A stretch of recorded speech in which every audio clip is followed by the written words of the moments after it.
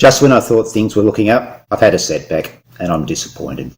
We all know how difficult it is to deal with a running injury from a mental and a physical standpoint.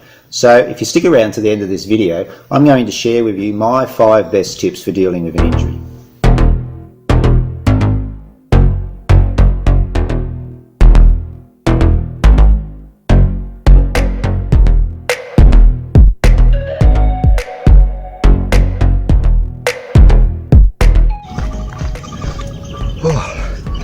Just finished my run. Perfect conditions this morning in Brisbane. Just a little bit of crispness in the air. Just a little bit of coolness in the air, so it was just perfect. Knocked over 10k this morning, mostly on grass, still looking after the ankle. All running, no more walk break. Hang on. Let me explain what's going on with my ankle. I went to the doctor a couple of days ago to get my results of an MRI scan. The fracture was fine, but there was still quite a lot of inflammation around the ankle joint, and there was a little bit of fluid in the ankle as well, which the doctor was a little concerned with. It was quite severe ligament damage. The ligaments had torn, and what had happened is that my body had been too efficient in repairing those tears. The scar tissue had grown so quickly that it had restricted the ligament movements in my ankle, so it was giving me a reduced amount of flexibility through the ankle. Continue with the exercises, the calf stretches, the stability or balancing work, and he also wants me to start drawing the alphabet with the foot. That will just help with the flexibility. Disappointingly, this puts me out of the Melbourne Marathon. Oh, it's arrived. This has actually been waiting on this for a couple of weeks now, but we discovered walking around the backyard that it had just been thrown over the fence, so God knows how long it had been sitting there. But anyway, I'm hoping this is what it is. After seeing the doctor, he wants me to have 3 weeks off running to let the ankle settle down. And I can't get into this because, and here we go.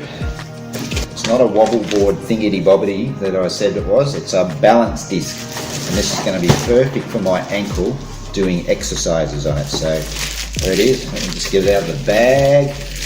Oh, it's all stuck in there because it's been sitting out in the backyard. Some lazy delivery driver just threw it over the back. There it is. It's pretty good. Now it did say it came with a pump, but hang on, there it is, and a pump. Right, there we go. Beauty. Fantastic. Ready to go. Oh, and it comes with a little needle as well. It sits in there, so I don't know where it goes to pump up, but that's going to be... I can't wait to try that out, but I've got to wait a couple of days because the doctor put some cortisone in my ankle today because there's still a bit of inflammation in there, even 11 weeks after rolling my ankle. So a couple of days, but I'll pump it up and get it ready to go. I missed running marathons. It took me a long time to run my first sub-3. I was 51. When I first got back into running in my early 40s, I needed some fitness for umpiring Australian rules football. What started out as, a couple of jogs a week just gradually grew until I got to a stage where I thought, I think I might run a marathon. I'd always wanted to run a marathon. It was on my bucket list. So it just sort of progressed from there. And in 2008, I ran my first marathon at the Gold Coast. It took me a long time to run my first sub-3 hour marathon. When I got back into running in my early 40s, I thought being able to run that time would be easy because I ran as a teenager and I was a pretty handy runner back then. And I thought it would just come easy, but it didn't. I ran my first marathon in 2008.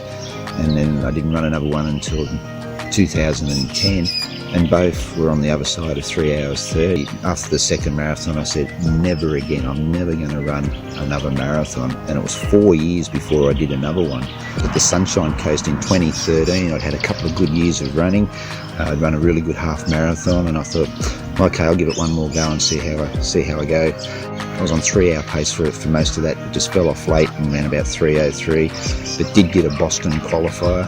I went to Boston in 2014. It was my 4th marathon, and I was hooked. This is what I want to do. I want to chase this 3 hours now. And it was another 3 years before I got there, and I think it was about my 13th marathon when I ran 2:56 and change, and I worked pretty hard for it, and I had quite a few near misses. It's just an event that I really enjoy. I've missed running them over the last couple of years because I've been injured. I haven't run a marathon since Melbourne 2017, and it was the second time that I went under 3 hours. I'd gone sub 3 hours at the Gold Coast about 4 months earlier, and Melbourne busted me. I reckon I felt like this guy after I finished a few of the marathons. What do you think?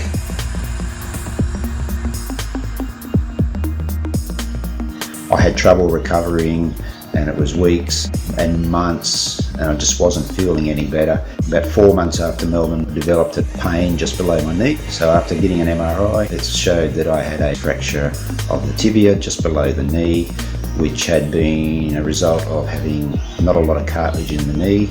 It was basically, it was bone on bone. So here's what's happened. Back here, July 15 was the day that I rolled my ankle. So boom, I was out. X-ray, 3 days later, revealed that I had a fracture. No running, no running, no running, no running, no running, no running, no running, no running. Which brought me to September 2, which was actually the first run back that I had. It was the first time that I'd actually did any exercise on the ankle. It was September 2.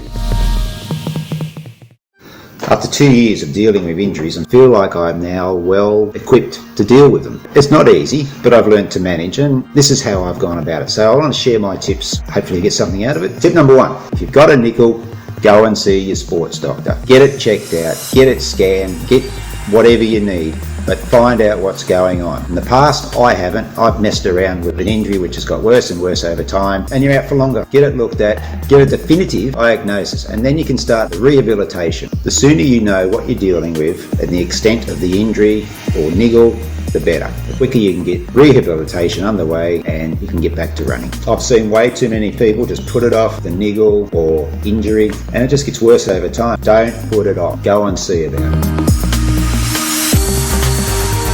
Tip number 2, be patient. Remain positive.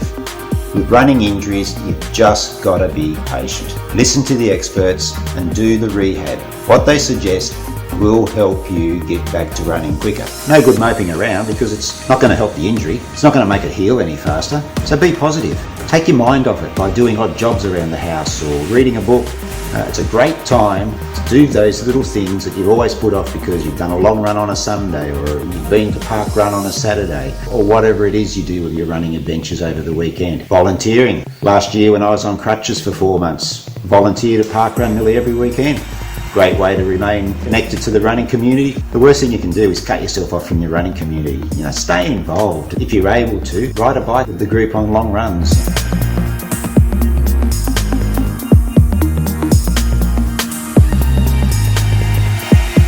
Okay, tip number 3. Find an alternative exercise that is not going to hinder your rehabilitation of your injury. Now that could be as simple as riding a bike, jumping in the pool for a swim, going to the gym, you might just be able to go for a walk.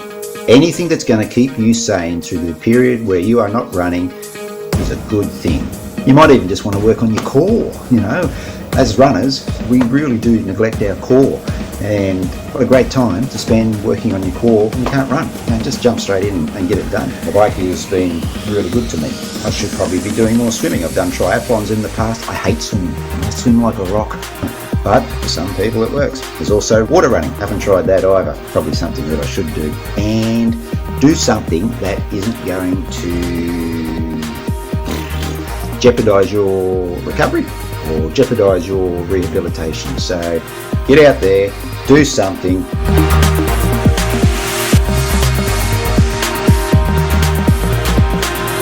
Okay. Tip number 4. Do you know what this is? Cheese. Halloumi. And do you know what halloumi is? Fattening. No. Dairy. And do you know what dairy's good for? Dairy's good for bones. If you've got a stress fracture or a fracture, load up on calcium. No expert. He's no expert at all, really. Soft tissue injuries, protein, bone injuries, calcium. Just make sure you're getting enough protein for those. That's meat, cheese, nuts. If you're vegetarian, you have to have things like tofu, tempeh. You can have chickpeas, beans. We get a bit windy though sometimes. We won't go there. Calcium are things like dairy, milk, dairy. Milk is dairy. Cheese and milk, those sort of things. Milk and cheese and milk. What we're trying to say is if you've got an injury, you've got to eat well. You've got to drink lots of water and eat well to give your body the best chance it has at repairing itself. Yeah? How many times? Glasses. They're yours. Knock at the door. Got to go.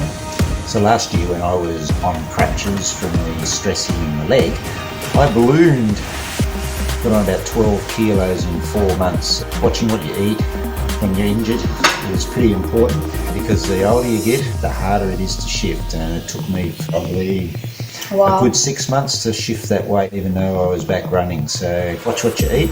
Oh, there's another thing that happens when you do put on weight and then you go and start running again. It's harder.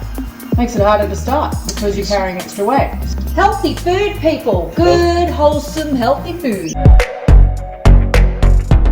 Tip number 5. Don't bottle things up. The worst thing you can do is just shut yourself off. Talk to runners. More than likely that they've been through exactly what you're going through. Talk to them about their injury. What did they do? Any sort of tips that's going to help you in the long run. If you're worried about your injury, then talk to someone about it. Okay, hope you get something out of those tips. Oh, hang on, I've got another one. What's that? I should have a massage. Massaging is great. It promotes blood flow to the area that's injured. It can make you feel better. And it can speed up the healing process, but always check with your doctor first. Tell us about your injuries. We'd like to hear your stories. Comment down below. Please don't forget to subscribe. We love subscribers. Bye. I've been dealing with... It's been 2 years. I've been injured on and off. And I hate it. And if... Can I get back into sub 3 hour shape? I guess you'll have to watch this